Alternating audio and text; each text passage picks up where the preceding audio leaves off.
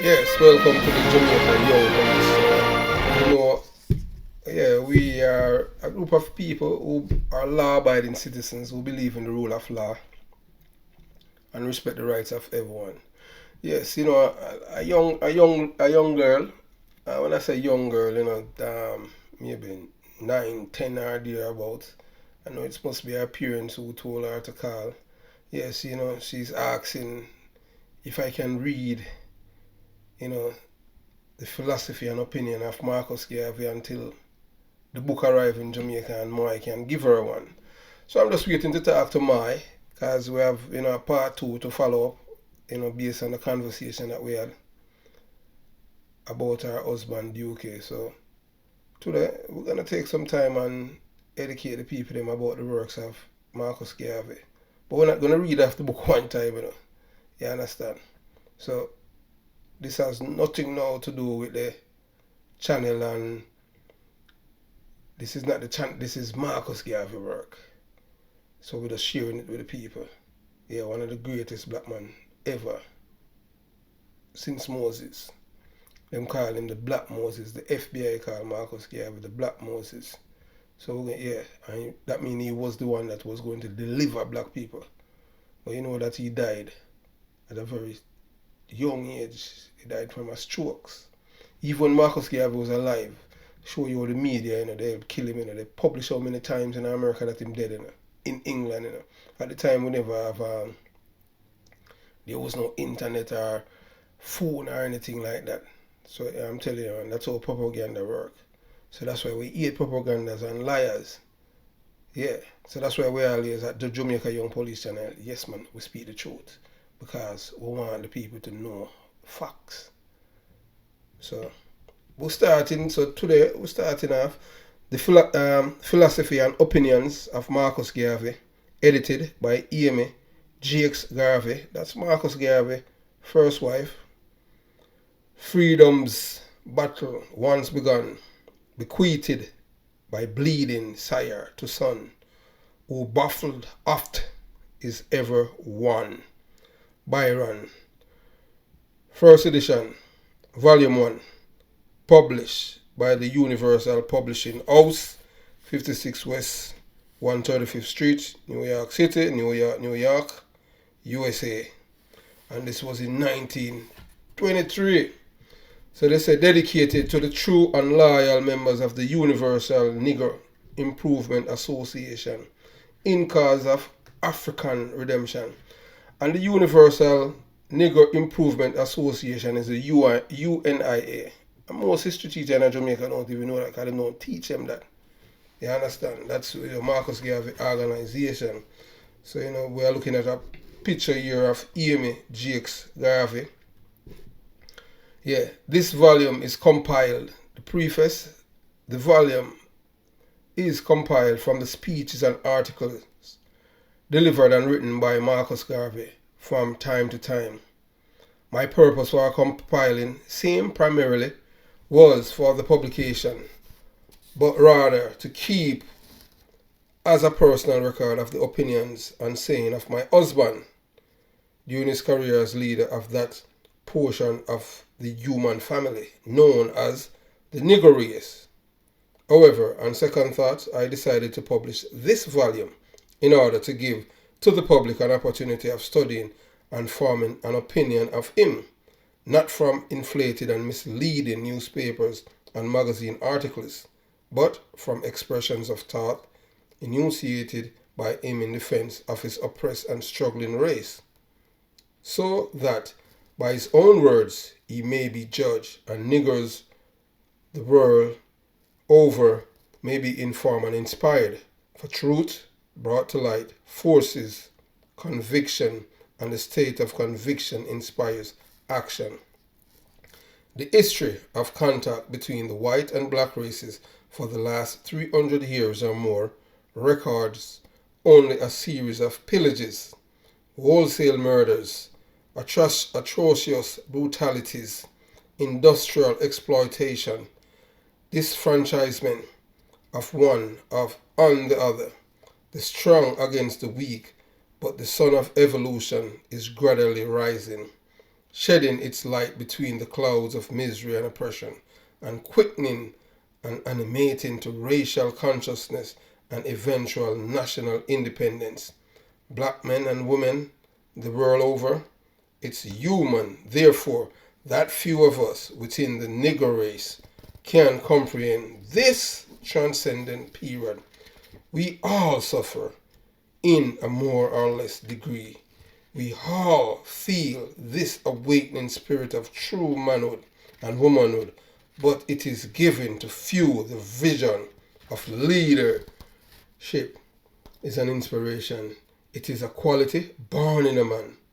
Therefore, in course of leadership, it is natural that one should meet opposition because of ignorance, lack of knowledge and sympathy of the opposition in understanding fully the spirit of leadership.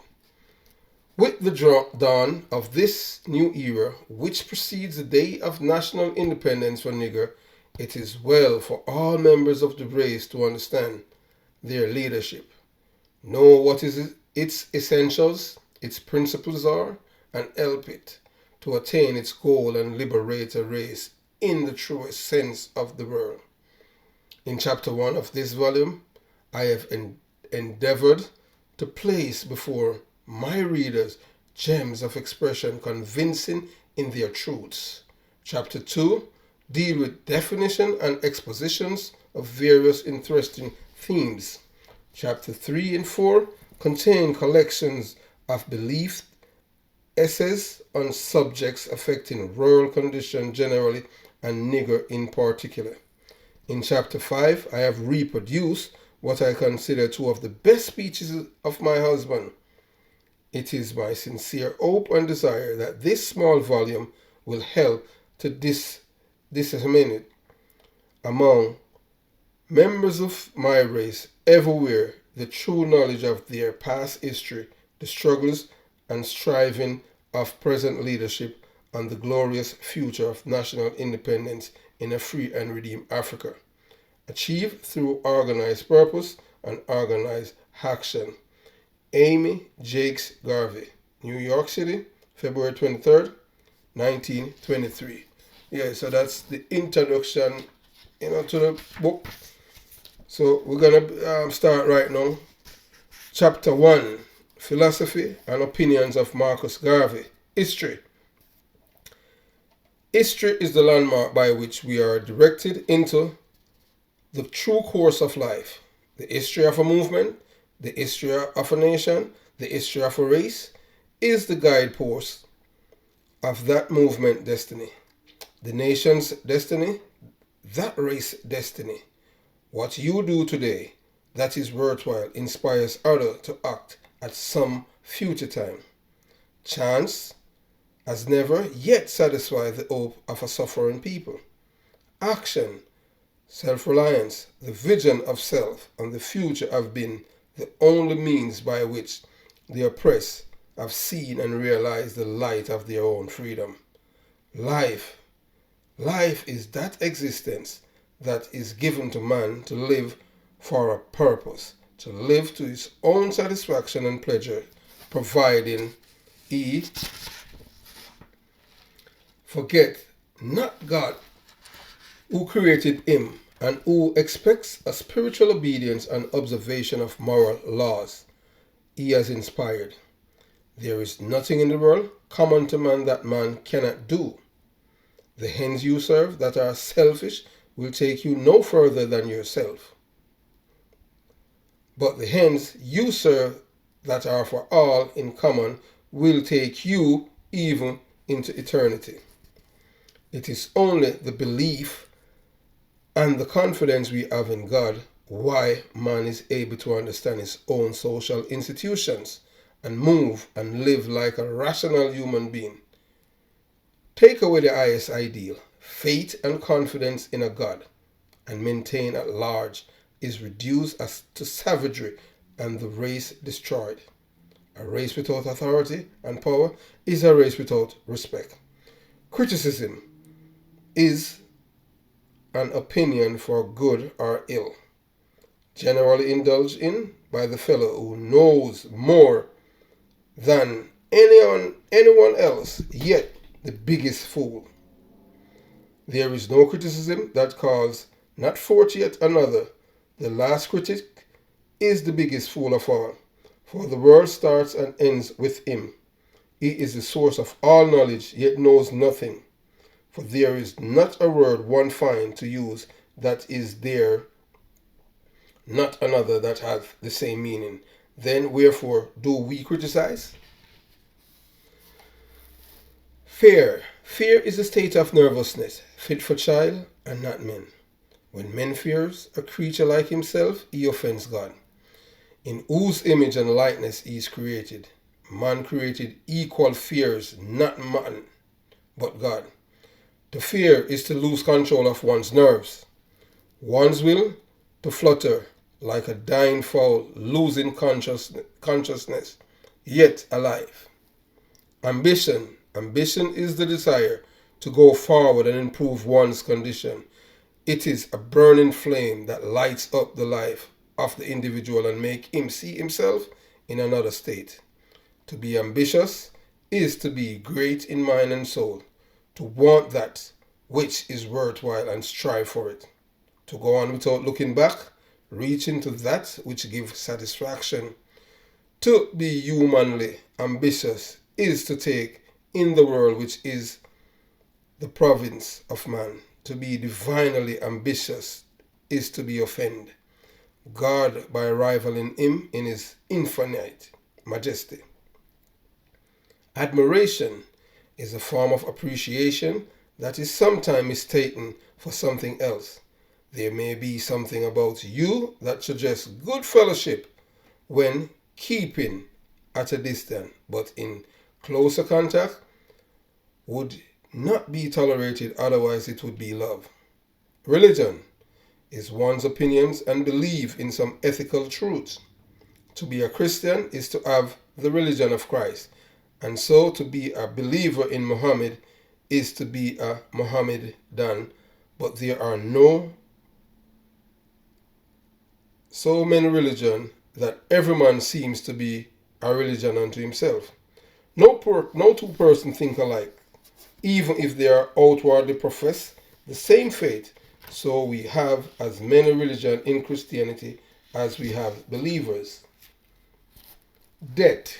Death is the end of life, and in the individual or the thing, if physical, the crumbling of the body into dust from whence it came. He who lives not uprightly dies completely in the crumbling of the physical body, but he who lives well transforms himself from which is mortal to immortal. Faithfulness. Faithfulness is actuated by a state of heart and mind in the individual that changes not.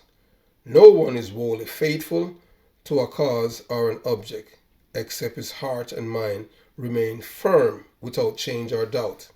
If one attitude or conduct changes towards an object, then one has not lost in one's faithfulness.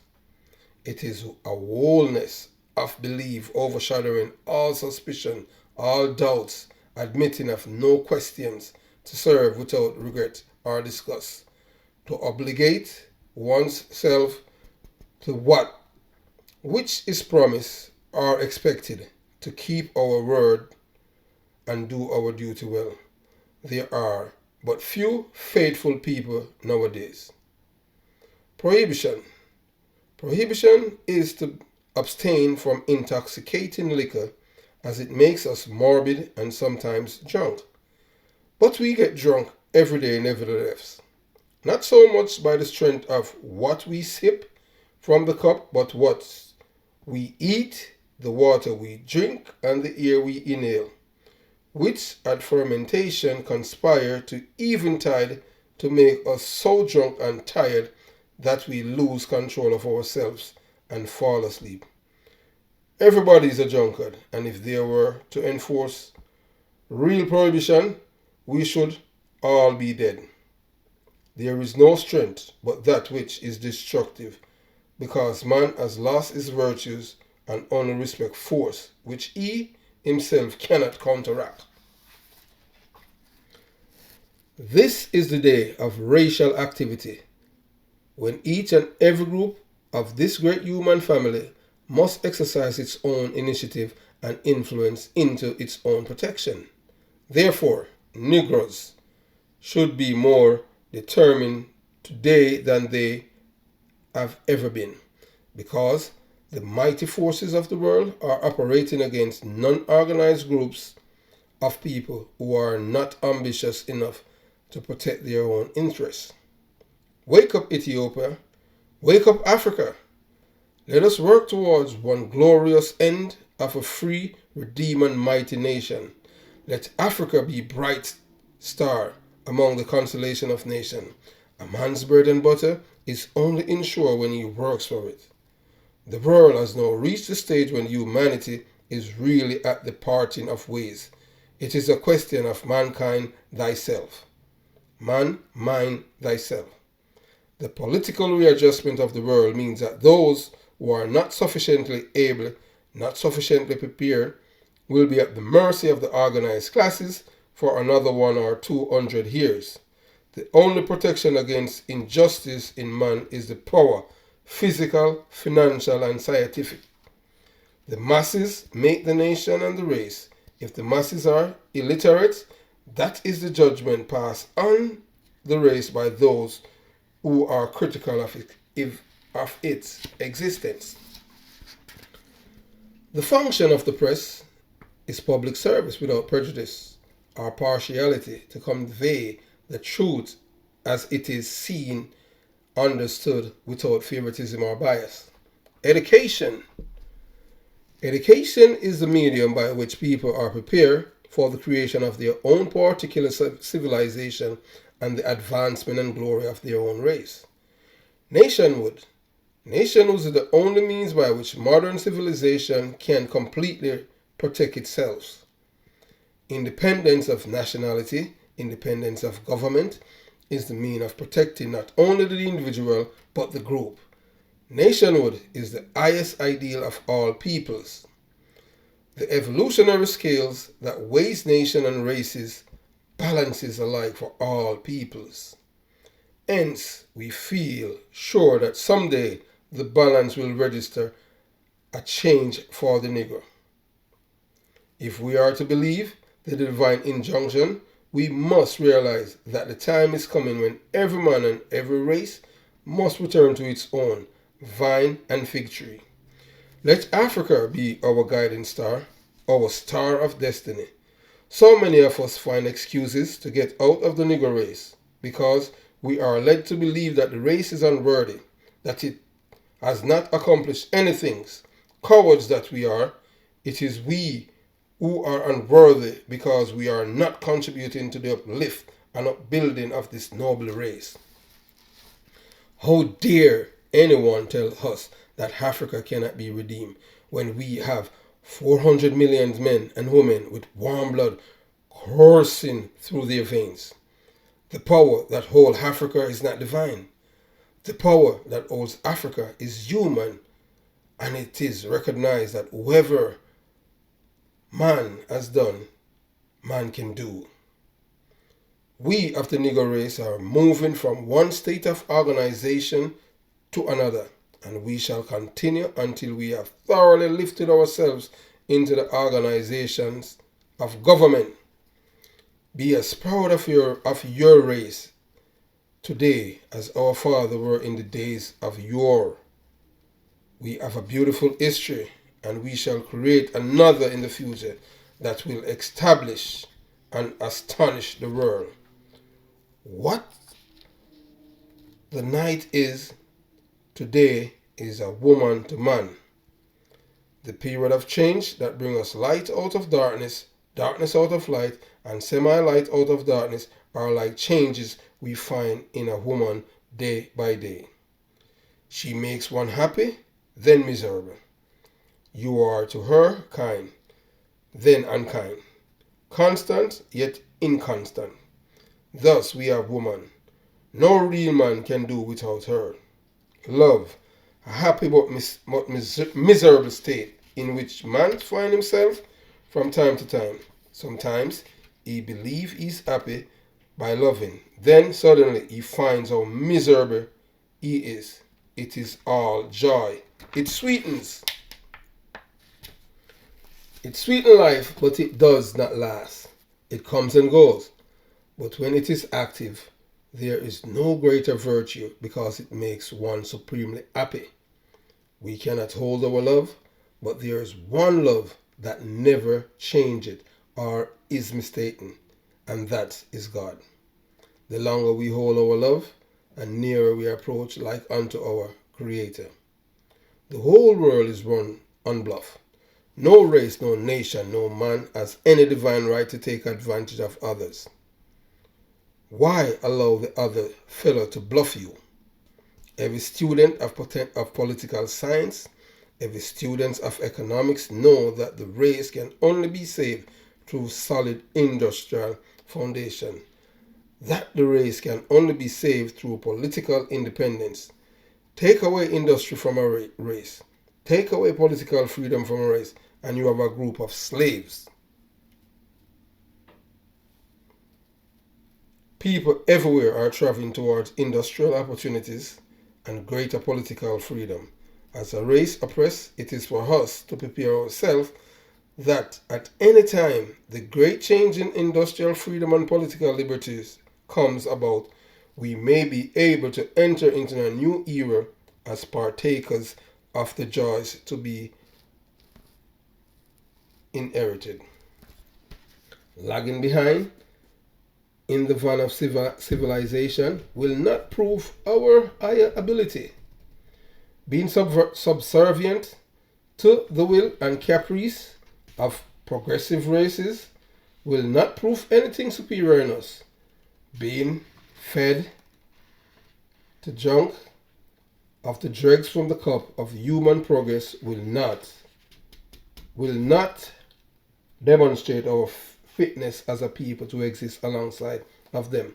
But when of our own initiative we strike out to build industries, governments, and ultimately empires, then only then we, as a race, to prove our Creator and to man in general that we are fit to survive and capable of shaping our destiny. The world ought to know that it could not be to keep 400 million niggers down forever. There is always a turning point in the destiny of every race, every nation, of all people, and we have come now to the turning point of the nigger, where we have changed from old cringing weakling and transfer into full-grown men demanding our portion as men. I am not one for those Christians who believe that the Bible can solve all problems of humanity. The Bible is good in its place, but we are men. We are the creatures of God. We have sinned against Him.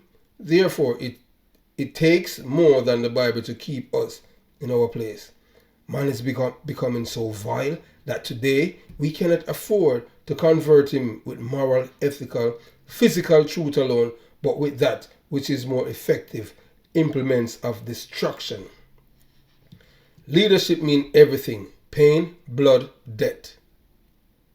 Let me repeat that. Leadership means everything: pain, blood, death. To be prosperous in whatever we do is a sign of true wealth.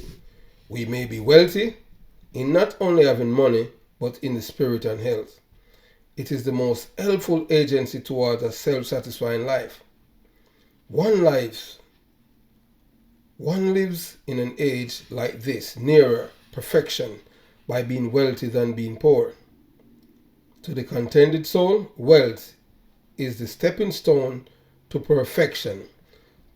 To the miser, it is the nearest venue to hell. I would prefer to be honestly wealthy than a miserably poor. To be free from temptation of other people's property is to reflect the honesty of our own soul. There are but few really honest people in that between the thoughts and the deeds we make ourselves dishonest. The fellow who steals acts dishonestly. We can steal in thoughts as well as in deeds. Therefore, to be honest is a virtue that but few indulge. To be honest is to be satisfied having all, wanting nothing. To be honest is to be satisfied having all, wanting nothing. If you find yourself in such a state, then you are honest. If not, the temptation of your soul is bound to make you dishonest. This applies to the kings and the peasant alike. All people are struggling to blast away through the industrial monopoly of races and nations. But the Negro, as a whole, has failed to grasp its true significance and seem to delight in filling only that place created for him by the white man. The Negro who lives on the patronage, a philanthropist, is the most dangerous member of our society because he is willing to turn the black clock of progress when his benefactors ask him to do so. No race in the world is so just as to give other for the asking. A square deal in things, economic, political, and social. Men who are in earnest are not afraid of consequences. No one knows when the hour of Africa's redemption cometh. It is the wind. It is coming one day like a storm. It will be there. It will be here. When that day comes, all Africa will stand together. Any sane man, race or nation that desire freedom must, of all, think in terms of blood. Why even the Heavenly Father tell us that without the shedding of blood, there can be no remissions of sin. Then, how in the name of God, with history before us, do we expect to redeem Africa without preparing ourselves, some of us to die? I pray God that we shall never use our physical prowess to oppress the human race, but we will use our strength physically, morally, or otherwise to preserve humanity and civilization. For over 300 years, the white man has been our oppressor, and he naturally is not going to liberate us to the higher freedom, the truer liberty, the truer democracy. We have to liberate ourselves. Every man has a right to his own opinion.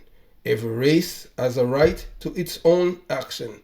Therefore, let no man persuade you against your will. Let no other race influence you against your own.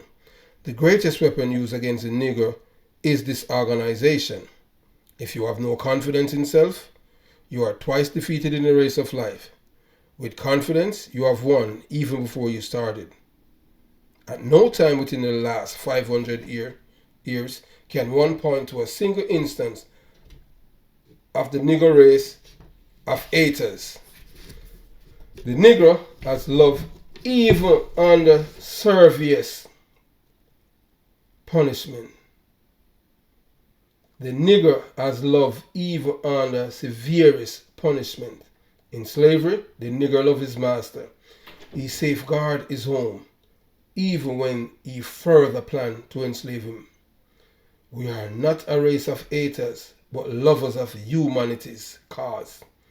Mob violence and injustice have never helped a race or a nation, and because of this knowledge as gathered from the events of ages, we as a people in this new age desire to love all mankind, not in the social sense, but in keeping with divine injunctions, man, love thy brother. Preparedness is the watchword of this age for us as a race to remain, as we have been in the past, divided among ourselves, parochially insularizing and nationalizing our activities as subjects and citizens of many alien races and governments under which we live, is but to hold ourselves in readiness for that great catastrophe that is bound to come, and that of racial extermination of the hands of the stronger race and the race that will be fit to survive. Humanity takes revenging crime from one age to the next. According to the growth and development of the race so afflicted, but the perpetuation of crime through revenge and retaliation will not save the human race.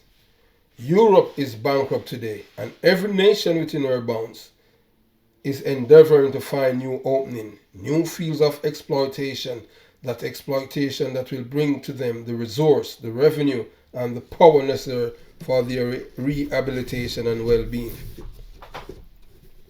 We are living in a strenuous activity age when men see, not through the spectacle of sympathy, but demand that each and every one measure up in proportion to the world's demand for service. The attitude of the right race is to subjugate, to exploit, and if necessary, exterminate the weaker people with whom they come in contact. The attitude of the white race is to subjugate, to exploit, and if necessary, exterminate the weaker people with whom they come in contact. They subjugate first. If the weaker people will stand for it, then exploit. If they will not stand for subjugation nor exploitation, the other recourse is extermination. If the nigger is not careful, he will drink in all the poison of the modern civilization and die from the effects of it. There can be no peace among men and nations so long as the strong continue to oppress the weak, so as long as injustice is done to other peoples, just so long will we have cause for war and make a lasting peace an impossibility. Hungry men have no respect for law, authority, or human life.